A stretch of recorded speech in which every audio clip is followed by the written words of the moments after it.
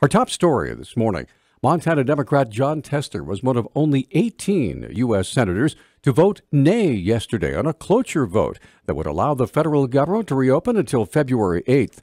81 senators supported the cloture motion, including Montana Republican Steve Daines, who said it would, quote, ensure our national security needs are met and provide access to health care for 24,000 Montana kids. However, this was avoidable. The Democrat shutdown was pointless, end quote. All in all, senators from only 11 different states voted nay, mostly from large Democrat Party strongholds like New York and California. Tester was on the other side of the fence just 5 years ago when he was urging a continuing resolution to prevent a government shutdown. Back in 2013, Tester accused Republicans of, quote, playing politics, end quote, and called for, quoting again, an end to the brinksmanship, end quote. After the vote, Tester released a statement saying, quote, a short-term 17-day budget is no way to run a household or business, and it certainly isn't an acceptable way to run a government. We're once again seeing a failure of leadership in Washington, and I will keep fighting tooth and nail for a long-term budget that funds Montana's rural health clinics, strengthens border security, and provides our military with the certainty they need to keep our nation safe, end quote. Though Tester is taking a stand against continuing resolutions now, he voted for many of them during the Obama administration. In a related story, the Senate, of course, yesterday voted to end the government shutdown. Before the vote, though, Montana Congressman Greg Gianforte urged Senate Democrats, including Jon Tester, to end the shutdown. My colleagues in the Senate will soon consider reopening the government. I urge them, particularly the 44 Senator Democrats who voted for the Schumer shutdown, to reopen the government, pay our troops, and restore health insurance to children. Tester was one of 18 senators, including 2 Republicans, who voted to continue the shutdown. The federal government shutdown was short-lived, but it has postponed a meeting in Missoula this week by the BLM to discuss changes to the Western Montana Resource Management Plan.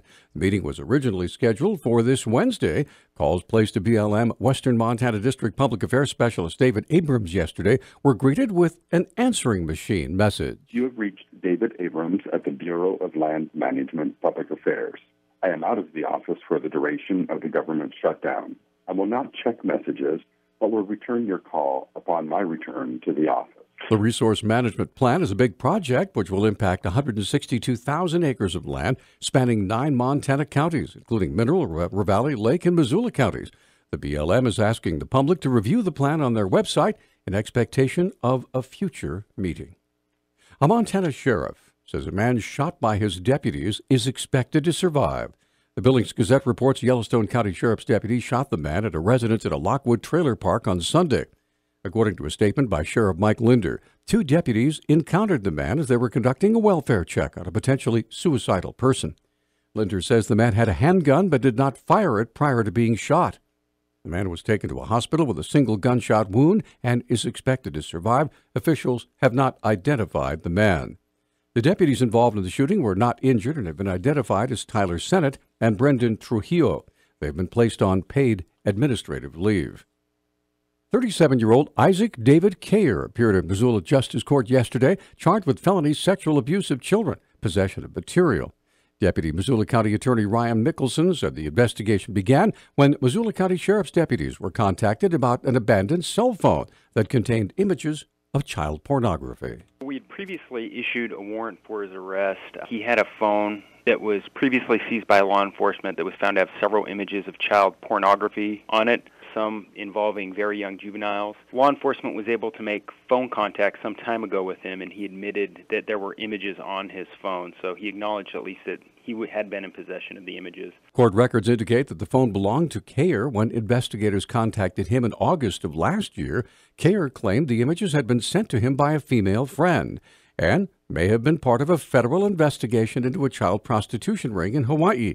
However, when investigators with the sheriff's office contacted the FBI in Hawaii, they had not had any contact with Kayer or his friend regarding the pornographic images.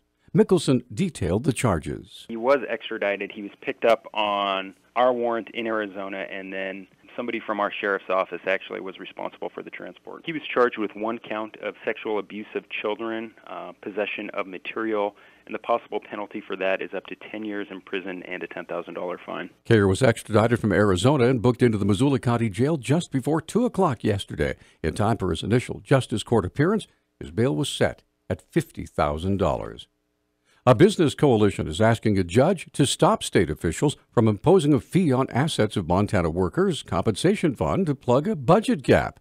The suit filed yesterday in State District Court in Lake County says employers pay into the fund to make sure injured workers get medical coverage, and state officials cannot take money from Montana's general fund. Plaintiffs include several small businesses, the Montana Roofing Contractors Association, and the National Federation of Independent Businesses. Lawmakers recently approved a 3% management fee on state fund assets above $1 billion. The fee is intended to raise nearly $30 million over 2 years to help address a projected $227 million budget deficit. The fund's board of directors initially challenged the fee but later withdrew their lawsuit. Nevada rancher Cliven Bundy appeared in Paradise, Montana Saturday to address a crowd of about 200 people regarding his fight with state and federal authorities over his arrest and imprisonment concerning grazing rights for his cattle. Bundy described what he termed his 15-second defense. I have a 15-second defense.